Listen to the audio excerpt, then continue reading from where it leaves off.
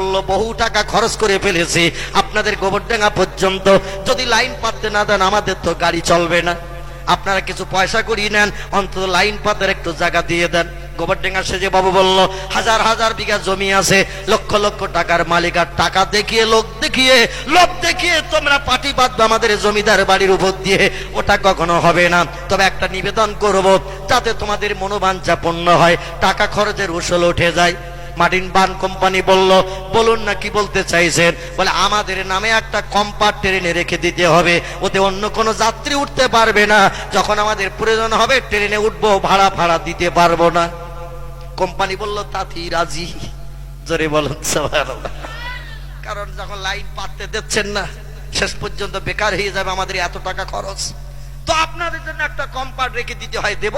জমিদার বাড়ির লোক যখন উঠবে যাবে, পয়সাও নেব না, ওটা ফ্রি।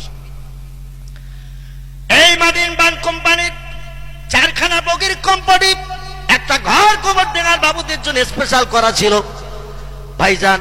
সেখানে নো অ্যাডমিশন বলে দরজায় লেখা ছিল, নো অ্যাডমিশন ফর পাবলিক, কোনো সাধারণ মানুষ ঢুকতে পারবে না, কেবলমাত্র জমিদার বাড়ির মানুষ ছাড়া। একদিন গোবরডাঙ্গা সেজে বাবু, এরা ইংরেজ সরকার থেকে পাওয়ার ছিল, 3 রাউন্ড গুলি করে যদি কোনো মানুষও মার্ডার করে তার কেস হবে না, কারণ লোকটি ছিল সৎ প্রকৃতির মানুষ, অন্যায় পছন্দ করতো না, অন্যায় দেখলে গুলি করে প্রাণনাশ করে দিত। ইংরেজ সরকার আমলে তার কোনো কেসও হতো না, এত সৎ প্রকৃতির মানুষ ছিলেন গোবরডাঙ্গা সেজে বাবু।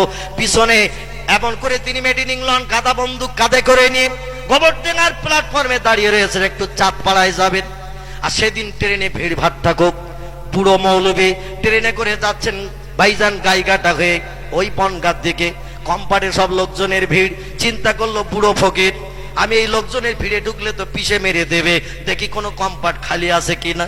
দেখতে দেখতে দেখলে একটা ঘর খালি, কোনো লোকজন নাই। আল্লাহর মহানলি দাদা হুজুর কেবলা চিন্তা নিলেন লোকের নজরে বোধহয় দরজা পড়ে নাই, আমার নজরে যখন পড়ে গেছে ঢুকে যাই, আরামে একটু বসি, গুড় করতে করতে মার্টিন ট্রেন যাবে, বনগা পর্যন্ত একটু স্বস্তি পাওয়া যাবে।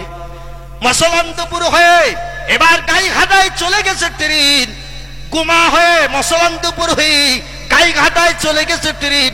আর গোবরডাঙ্গা সেজে বাবু সেদিন কি প্রয়োজনে চাঁদপাড়ায় যাবে, উনিও প্ল্যাটফর্মে দাঁড়িয়ে আছে, মেড ইন ইংল্যান্ড গাদা বন্দুক কাঁধে, যেখানে যেতেন বন্দুক কাছে রাখতেন।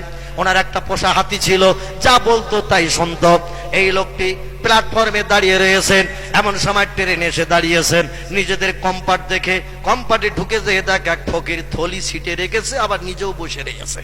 ফকির থলি রেখেছে কাছে, এ থলিতে একটা গামছা, থলিতে একটা গ্লাস, থলিতে একটা কোরআন শরীফ, থলিতে একটা লুঙ্গি, এইরকম কিছু প্রয়োজনীয় জিনিস নিয়ে উনি বিদেশে যেতে নামাজ করতে।